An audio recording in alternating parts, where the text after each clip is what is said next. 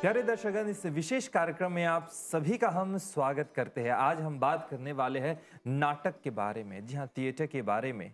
जब थिएटर की बात होती है तो नाटक मंचन जो है अनेक अवसरों पर होता है और अनेक मुद्दों, सामाजिक मुद्दों को लेकर नाटक का मंचन होता है। सामाजिक समस्याओं को जनता के सामने प्रस्तुत किया जाता है ताकि जनता सचेत हो सके, जागृत हो सके और इन सब समस्याओं के बारे में वे लोग जान सके। नाटक का उद्देश्य यही है, नाटक का माध्यम यही है, लोगों को सूचित करना और उन लोगों का मनोरंजन भी करना। अनेक अवसरों के बारे में हम बात कर रहे हैं। आज हमारे साथ हमारे स्टूडियो में आए हैं वाकवा रंगभूमि कला मंदिर के कलाकार। आप है मृणाल गुराऊ और ज्योति सितोहल, दोनों का हम स्वागत करते हैं। नमस्ते। नमस्ते। आप लोग कैसे हैं? ठीक है। ठीक है। चलिए ज्योति जी, आपसे मेरा पहला प्रश्न है। वाकवा रंगभूमि कला मंदिर हम जानते हैं कि बहुत ही सुप्रसिद्ध टोली है नाटक की। तो आप लोग किन किन अवसरों पर नाटक का मंचन करते हैं?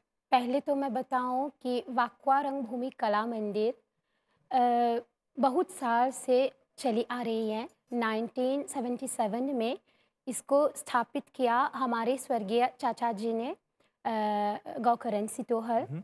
तो उससे पहले हमारे दादाजी नाटक करते थे, अच्छा। परदादाजी करते थे, फिर चाचा जी ने किया, हमारे पिताजी ने भी किया।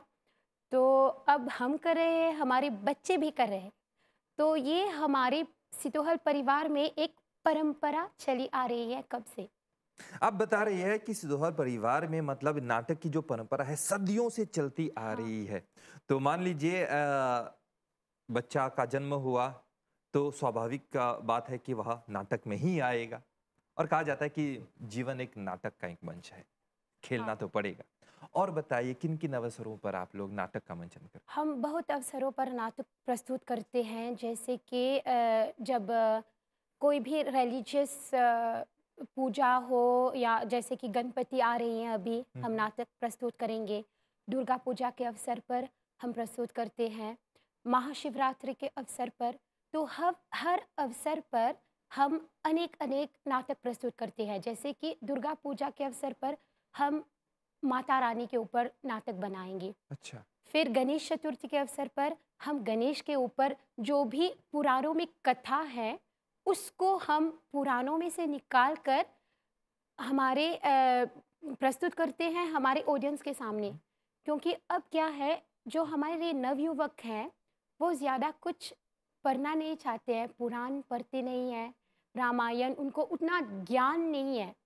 वो ऐसे ऊपर ऊपर जानते हैं। मतलब पुस्तक खोलते नहीं है, देखना हाँ, चाहते हैं। हाँ। आजकल टेक्नोलॉजी का जमाना है, एफबी, फेसबुक, यूट्यूब का जमाना है, तो लोग मतलब ज्ञान प्राप्त करना चाहते हैं लेकिन विजुअली देखकर।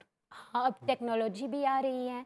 तो जो भी हम नाटक लाइव प्रस्तुत करते हैं, कभी-कभी हम उसको कैमरा में कैप्टिवेट कर लेते हैं। अच्छा। फिर हम डाल देते हैं फेसबुक पर। तो जो भी आजकल के नवयुवक यही देखते हैं, फेसबुक, यूट्यूब, टिकटॉक। तो ये ऐसे इस माध्यम से उन तक पहुंच जाते हैं। लाइक्स कितने मिलते हैं? बहुत मिलते हैं। अच्छा। कभी-कभी ऐसा होता है कि जब हम एक पात्र निभाते हैं और फिर बाद में हम सड़क पर चल रहे हैं, अगर वो बुरा पात्र है तो कोई आ जाता है, बोल देता है कि नहीं, आपने अच्छा नहीं किया। ये दिमाग में आ जाता है उनके कि मैंने ऐसा ही किया, मैं ऐसे ही हूँ। कभी-कभी ये हो एक्टर के जाता लिए है। अच्छी बात है। हाँ, कभी-कभी ये हो जाए। एक बार मुझे याद है, एक नानी जी ने आकर मुझसे कहा, मैंने गणपति का पात्र निभाया था। पात्र जब जब निभाते हैं तो हम डिस्गाइज़ पूरी तरह से, मेकअप अलग, मास्क, ये इतना बड़ा पेट, ये सब। तो उस नानी जी ने आकर मेरे पैर छूने लग गए। गणपति जी ऐसा होता है क्योंकि लोग इतने पात्र में घुस जाते हैं कि कभी-कभी वो भूल जाते हैं कि हम एक अलग इंसान हैं, बस कुछ उनके सामने प्रस्तुत कर रहे हैं अभी। वो इतने पात्र में घुस जाते हैं। तो कभी-कभी हम रिलीजियस, पौराणिक को छोड़कर आधुनिक समस्या भी ले लेते हैं। उसके आधार पर हम एक नाटक बना लेते हैं। जैसे आजकल दिखते हैं माता पिता कैसे, कभी कभी बच्चे कैसे करते हैं माता पिता के साथ, तो हम कभी कभी इस ऐसे सामाजिक सिचुएशन को ले लेते हैं, उस पर एक नाटक बना देते हैं, क्योंकि ऐसे लोगों को सीख मिल जाती है। क्योंकि हमें पता है जब हम नाटक बनाते हैं लोग सीखते हैं। कई बार लोग आकर बोलते हैं कि आपने ये दिखाया, हमें ये पता नहीं था। तो हमने कभी, हमें खुद पता नहीं होता, हमको रिसर्च करनी पड़ती है। रिसर्च करते हैं पुस्तक पुराणों को खोलकर, रामायण गीता जो भी है हम पढ़ते हैं। फिर अगर कभी कभी हमें खुद कुछ डाउट होता है तो हम आचार्य से पूछ लेते हैं, पंडित जी से पूछ लेते हैं। तैयारी के बारे में ज़रूर बात करेंगे, लेकिन हमारे दर्शक जो हमें देख रहे हैं आपको बताएंगे, नाटक जो है एक बहुत ही सशक्त माध्यम है। It is a very powerful mean to touch the heart of the audience. लोगों के दिल को, उनके हृदय को छूकर ज्वलन समस्या, सामाजिक समस्या जो है उन लोगों के सामने प्रस्तुत करना, और वे लोग इन समस्याओं को देख रहे हैं, महसूस करें, आभास हो रहा है कि किस तरह से समस्याएं चल रही है हमारे समाज में, हमारे परिवार में, देश में, और उनसे सीख लेकर हम अपने जीवन को सुधार सकते हैं। वाकवा रंगभूमि कला मंदिर अनेक अवसरों पर आप लोग नाटकों का मंचन करते हैं। हमारे साथ मृणाल गुआऊ, आप भी वाकवा रंगभूमि कला मंदिर से बहुत पहले से जुड़े हुए हैं। तो धार्मिक अवसरों को छोड़कर और कौन-कौन से ओकेजन पर आप लोग नाटक मंचन करते हैं? हम जानते हैं कि जो नेशनल ड्रामा फेस्टिवल है वहाँ पे आप लोग जाते हैं। हाँ जी, जैसे मिनिस्ट्री द्वारा हर साल राष्ट्रीय स्तर पर नाटक के कंपटीशन आयोजित किए जाते हैं, तो हम हर साल उसमें भाग लेते हैं। अंग्रेज़ी भाषा में, हिंदी भाषा में, भोजपुरी भाषा में और क्रियोल में भी। लेकिन इसके अतिरिक्त हम कभी, जैसे मदर्स डे होता है, दिवाली होती है, तो हम उस पर भी नाटक प्रस्तुत करते हैं, उस विषय के आधार पर। अच्छा, इतने सारे अवसरों पर आप लोग नाटक मंचन करते हैं। ज्योति जी, मैं आपसे पूछना चाहूँगा, ऐसा कोई अवसर है जहाँ पे आप लोग नाटक मंचन नहीं करते? अभी तक तो ऐसा नहीं हुआ। उहुँ। कभी भी हमें इनविटेशन मिलता है तो हम चले जाते हैं, क्योंकि नाटक हमारे लिए एक पैशन है।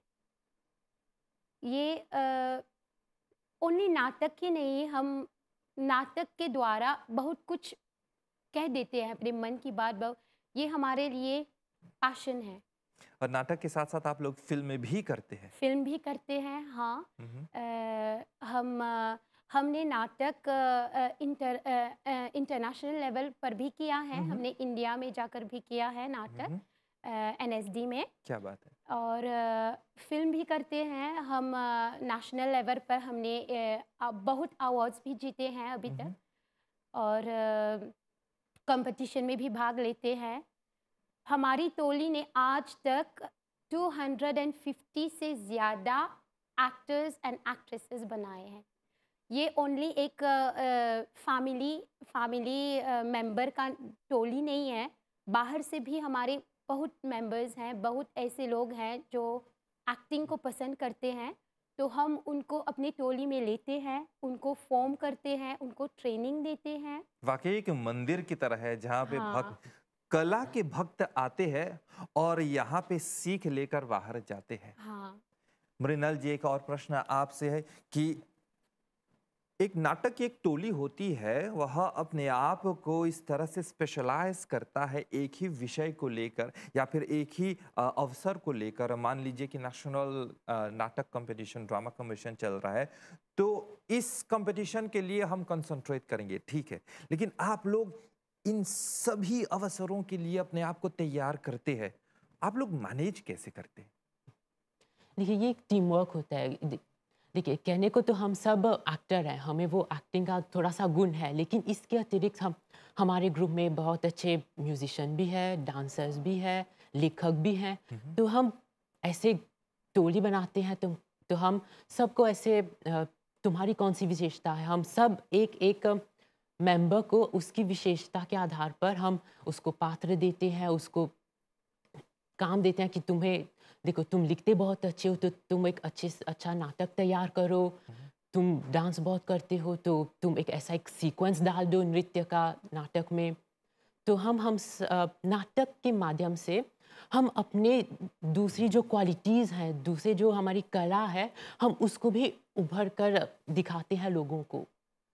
एक बहुत ही खास क्वेश्चन के साथ आगे बढ़ते हैं मृणाल जी आपसे। Who is an actor? एक अभिनेता कौन है? हर कोई अभिनेता है। हर एक व्यक्ति अपने जीवन में कहीं न कहीं थोड़ा बहुत एक्टिंग कर ही लेता है। जैसे अब आप एक बच्चे को देख लीजिए, अगर उसे एक खिलौना चाहिए, तो वो अपने मम्मी-पापा के पास जाएगा, मुझे वो खिलौना दे दो।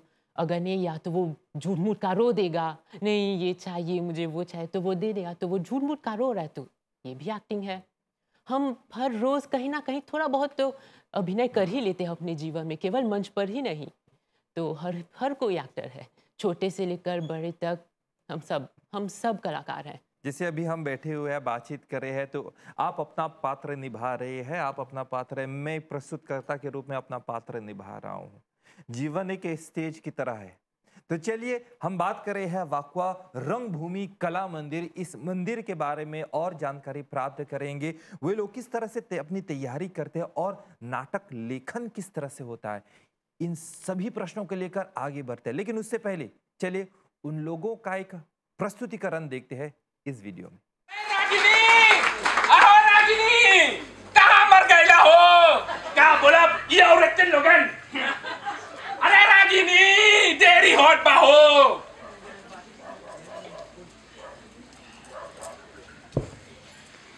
क्या करत हवा? जल्दी से आवा। का हो हमका रोज एक ही साड़ी पहनब। एक ही साड़ी पहनब। पूजा में जाला ना, त हुआ का साड़ी के कॉम्पिटिशन होएला, फैशन शो होएला। रोज नया साड़ी चाहिए। सुन भगवान नहीं तो गांव के लोगन हमनी के नहीं देखे। तू तो जानी ला हम कितना सुंदर हैं। तू गांव के छोकरा ना हमरा ताक ताक के दिखिलन सब हो।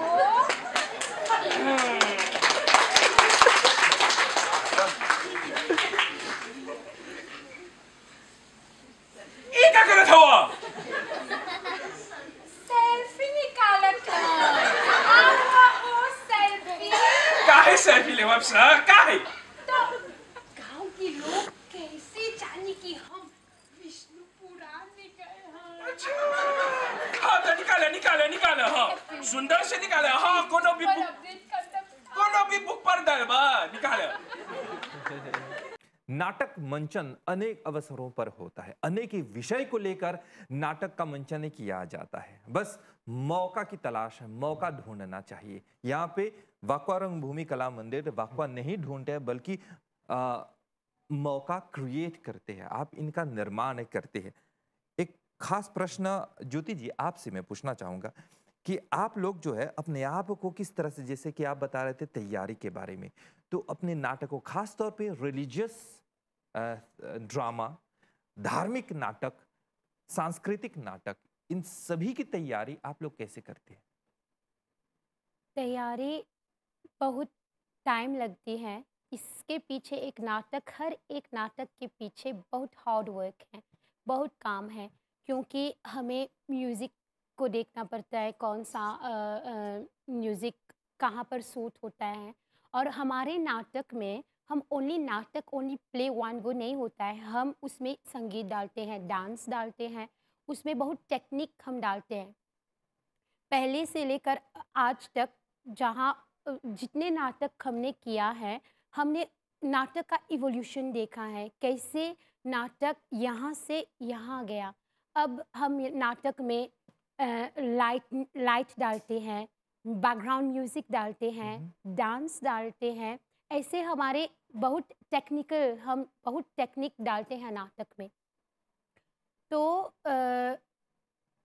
पहले के जमाने में आप लोगों को बताएंगे कि नाटक का मंचन हुआ करता था, लेकिन लाइव म्यूजिक चलता था। आजकल टेक्नोलॉजी का जमाना है, एक पेन ड्राइव लेकर हम साउंड बालांसर को दे देंगे, वे अपना म्यूजिक अपने टाइम पर चला देंगे। लेकिन पहले के जमाने में लाइव म्यूजिक, लाइव ऑर्केस्ट्रा, नाटक का मंचन हो रहा है, और जैसे नाटक के साथ साथ पात्र के साथ साथ संगीत आने वाला है तो पीछे या फिर बगल में जो बैठे हुए कलाकार वे लोग लाइव म्यूजिक देते थे।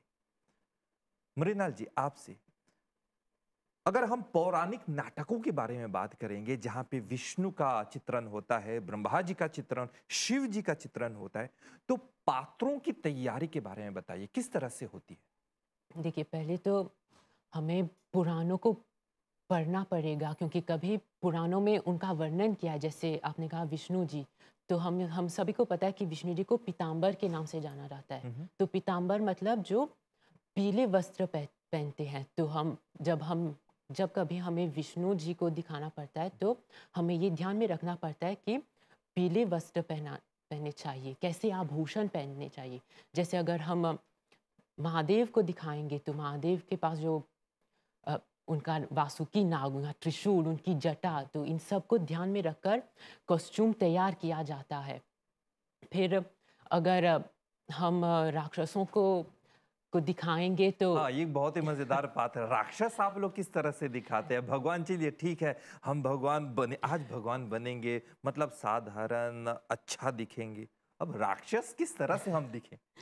राक्षस देखिए, कभी कभी तो हम अपनी कल्पना को यूज़ करते हैं कि देखिए राक्षस तो थोड़े भयंकर होने चाहिए, उनका कपड़ा ऐसे होने चाहिए, तो हम थोड़े से ऐसे रंग डाल देते हैं, ऐसे आंखें लाल दिखाते हैं, बाल ऐसे मेसी, कपड़े ऐसे फटे, तो कभी मुंडमाला, ऐसे नाखून बड़े बड़े लगा देते हैं, तो दांत ऐसे काले, तो ऐसा हम दिखाने की कोशिश करते हैं कि हाँ, क्योंकि क्या होता है कि नाटक में हमारे जो कॉस्ट्यूम है वो भी महत्वपूर्ण है, क्योंकि वो उस पात्र को दर्शाता है। केवल बॉडी लैंग्वेज या फिर संवाद नहीं, डायलॉग्स नहीं, हमारा जो कॉस्ट्यूमी है वो ही काफ़ी होता है कि दर्शक को पता चलता है कि अच्छा ये एक अच्छा पात्र है, नहीं ये बुरा है, ये विलन है। जैसे अगर आप रावण को दिखाएंगे, लेकिन अगर आप रावण को ऐसे शांत स्वभाव ऐसे थोड़ा सा दिखाएं तो कैसे पता चलेगा कि रावण है? हाँ, बिल्कुल। रावण तो ऐसा होना चाहिए कि जो वो दबंग हो, जो उनकी हंसी हाहाकार मचा दे, हाँ। तो बड़ी बड़ी आंखें, तो तब हमें पता चले कि अच्छा ये विलन है। अगर आप राम जी को दिखाएंगे तो बहुत सौम्य स्वभाव के, बहुत शांत, हल्की सी मुस्कान, तब हमें पता चलता है कि अच्छा ये एक अच्छा पात्र है, ये शांत पात्र है। आपने कभी राक्षस का पात्र, रावण का पात्र निभाया है? जी, मैंने तो नहीं, मुझे हमेशा हास्य पात्र मिलते थे, क्योंकि उन्हें कहते हैं कि हमारे जो निर्देशक है सितोहर जी, उन्हें कहा कि तुम एक्सप्रेशन बहुत बनाते थे, अजीब अजीब सी आंखें बड़ी होकर, हंसी, ये ऐसे आईब्रोज, तो ऐसे ये, तो उन्हें कहा कि तुम्हें वो हास्य बहुत सूट करता है, तो उन्हें कहा कि तुम ये ऐसा करो। लेकिन कभी कभी वो शांत स्वभाव, कभी कभी तो मैंने लक्ष्मण का रोल भी किया, क्योंकि उन्हें कहा कि हाँ लक्ष्मण जी तो शांत रहते हैं कि उन्हें गुस्सा बहुत आता है, कभी कभी वो ऐसे चिढ़ जाते हैं, तो उन्हें कहा कि तुम में वो है क्योंकि तुम भी आसानी से चिढ़ जाते हो। अच्छा। तो हो जाते हो। कभी कभी पात्र कैसे होता है, उन्हें कहा कि तुम्हें वो है, अब अंदर ऑलरेडी है वो पर्सनालिटी, तो तुम्हें वो ऐसे नेचुरल आ जाएगा वो पात्र। नाटक का मंचन के समय एक बहुत ही खास समय होता है जहाँ पे इम्प्रोवाइजेशन, मतलब एक्टर्स लोग अपने आप को इम्प्रोवाइज करते हैं। मान लीजिए एक डायलॉग जो है वो गलत चल गया, तो नाटक मंचन चल रहा है, बीच में रोक नहीं सकते, तो इम्प्रोवाइज किया जाता है। तो चलिए हमारी इस प्रस्तुति में हम कुछ इम्प्रोवाइज कर लेते हैं। मृणाल जी, आपसे अभी हास्य के बारे में आप बता रहे हैं, तो एक ऐसा डायलॉग अभी तक याद है जो आप हमारी जनता के सामने प्रस्तुत कर सकते हैं? हास्य। चलिए कोई बात नहीं, जब तक मृणाल सोच रहे हैं, ज्योति जी आपसे, आप सोचे, मैं आपको समय देता हूँ। ज्योति जी, मेकअप के बारे में थोड़ा सा बताइए। आप लोग मेकअप की तैयारी कैसे करते हैं? क्योंकि जैसे मृणाल ने कहा कि रावण को दिखाना है, भयानक आंखें, त्वचा, स्किन जो है वो काले रंग की, लंबे बाल, तो मेकअप के बारे में बताइए। हमने रावण को कभी नहीं देखा, तो आप लोग किस तरह से करते हैं? हमारे पास मेकअप की, कॉस्ट्यूम की, सब चीज़ की हमने आयोजन की है। हम हर साल जब भारत जाते हैं तो हमारे दिमाग में हम नाटक के लिए कॉस्ट्यूम्स, मेकअप किट, जो कुछ भी मिलता है हमें जो कुछ भी हमें दिखाई देता है, ये बड़े बड़े बाल, ये मास्क, ये हम कैसे कहते हैं, राक्षस का मास्क बना सकते हैं, या सर, इतना बड़ा सर रावण का, कुछ भी जो हमें मिलता है तो हमारे पास सब कुछ है। हमारे पास प्रोफेशनल कॉस्ट्यूम्स हैं रावण के लिए, जो कुछ भी पौराणिक कथा के आधार पर, यानी कि राम के लिए, गणेश जी के लिए या माता जी के लिए, सब है हमारे पास। हमारे मेकअप किट भी है, तो हम अपने ही आप सब कुछ मैनेज कर लेते हैं। आप लोग बनाते हैं या फिर आप लोग खरीदते हैं ये सब मेकअप नहीं, या फिर मास्क? सब खरीदते हैं, रेडीमेड इंडिया से हम ला लेते हैं। जो कुछ भी हमें दिखता है कि हम यूज़ कर सकते हैं, तो हम पैसे के बारे में नहीं सोचते हैं, क्योंकि हमारे लिए पैशन है। अगर ये हमें मिल जाए तो हम इस प्ले में यूज़ कर सकते हैं, उस प्ले में यूज़ कर सकते हैं, तो कुछ भी मिले तो हम ला कर यहाँ रख देते हैं। एक दिन हमें काम आएगा, और सच में एक दिन काम आता ही है। चलिए, काम तो आएगा ज़रूर। अभी आप लोग कहीं जाइएगा मत, बल्कि मृणाल इम्प्रोवाइज करने वाले हैं, एक कोई भी हास्य डायलॉग हमारे लिए प्रस्तुत करने वाले हैं। लेकिन उससे पहले, जब रावण के पात्र के बारे में बात हो रही है, चलिए वाकवा रंगभूमि कला मंदिर की एक और प्रस्तुति आप लोगों के सामने प्रस्तुत करते हैं, जहाँ पे रावण का पात्र हम अपने सामने, अपनी आंखों के सामने देख पाएंगे इस वीडियो में। मैं तुम्हें इसी समय पातालोक चले जाने की चेतावनी देती हूँ। यहाँ पर तेरा स्वार्थ सिद्ध नहीं होगा। अब तो तुम्हें पाने की इच्छा और भी बन गई है। मैं पाए बिना मेरा जीवन व्यर्थ है देवी। देखो, मेरी रानी बन जाओ, मैं हमेशा के लिए तुम्हारे चरणों का दास बना रहूंगा।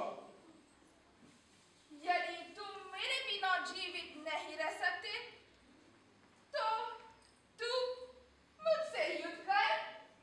यदि युद्ध में मुझे जीत लिया, तो मैं सदा सदा के लिए तेरी हो जाऊंगी। तुम जैसी कोमल स्त्री पर प्रहार करना ये कायरों का काम है, मेरा नहीं। देखो, ये प्रेम निमंत्रण बहुत हो गया। चलो, मेरे साथ चलो। दुष्ट महिषासुर, वासना की अग्नि से तेरा मन दूषित है। अज्ञान तेरी आत्मा को ढक लिया है। मैं तुम्हें अंतिम चेतावनी देती हूँ कि तुरंत पातालोक चला जा। देखो देवी, मुझे क्रोध आ रहा है। मैं अंतिम बार कह रहा हूं, चलो मेरे साथ। रावण हो या फिर महिषासुर हो, पात्र जो है वो निगेटिव होते हैं और पॉजिटिव भी होते हैं।